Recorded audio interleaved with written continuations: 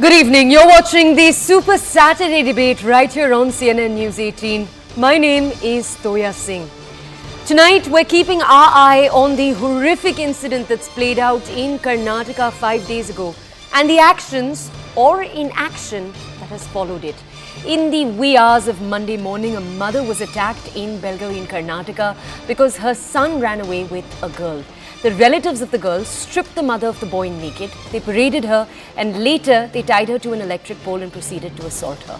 This incident carried on for a few hours, and in the days after, two sides have formed around the story. One that argues that the police has done enough in the aftermath by arresting 11 people and suspending their own officer for a slow response. The other side argues that the Congress, which is in power, should have done much more. After all, why did this incident happen in the first place? Tonight on the show, we're going to take a deeper dive into all of the details as we look to understand, is the politics overtaking critical details of the probe? And more importantly, how do we promise a safer society to our women when so horrific, so heartbreaking incidents like this that we keep bringing you, these just keep happening all the time?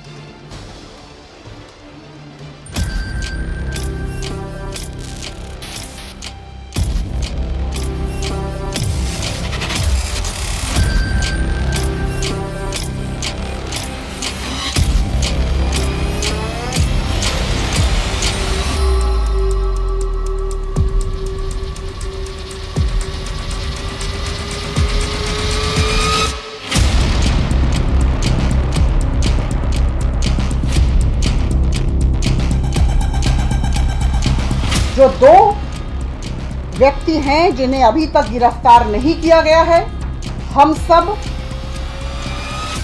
निश्चित तौर पर यहाँ दावी रखने आए हैं, दावी पेश करने आए हैं, डिमांड करने आए हैं कि उन्हें तुरंत गिरफ्तार किया जाए। करीबन 7 दिन हो गए, 13 लोगों को गिरफ्तार नहीं किया गया है।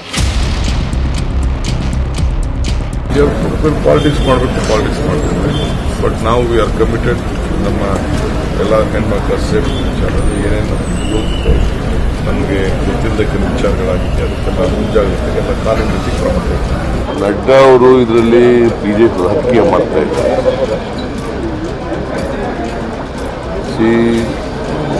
ಹೆಣ್ಮಗಳ ಮೇಲೆ ದೌರ್ಜನ್ಯ ಆಗಿರೋದು ನಿಜ. ಕಾನೂನು ರೀತಿ ಏನೇನು ಕ್ರಮಗಳು ತಗೋಬೇಕು ಸರ್ಕಾರ ಎಲ್ಲ ಕ್ರಮಗಳನ್ನು ಕೂಡ ತಗೊಂಡಿದೆ.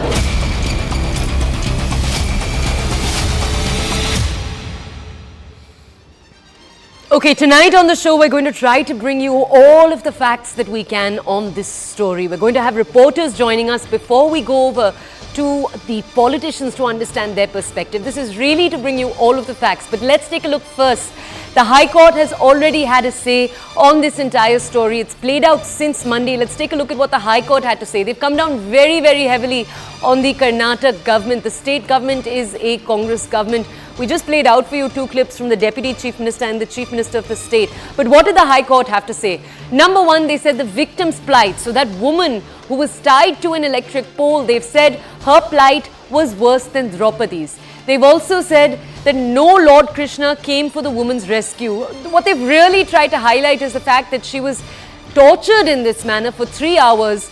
No villagers came forward to try to rescue her in that period of 3 hours. People stood by.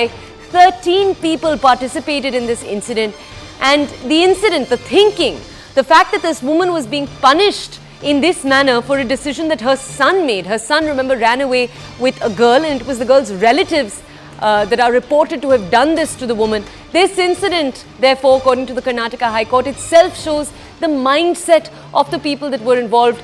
They've said the incident reveals a lack of fear of law. The fact that people thought they could get away with this. This incident took place early in the morning, remember, 1 a.m. to 3 a.m.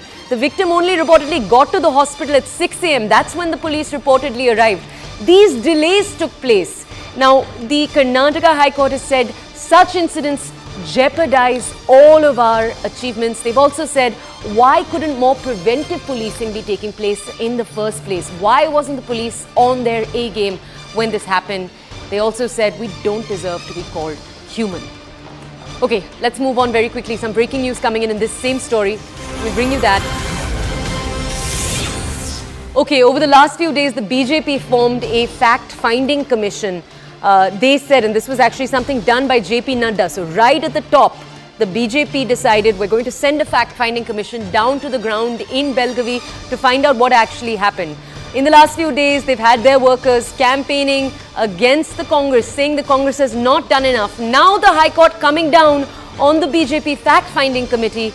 They've said very specifically that no individual, organization or political party's representatives should have met the victim without the medical officer's consent. You remember just a few days after this incident happened, the High Court had immediately said to TV channels, to newspapers, not to carry visuals of the victim.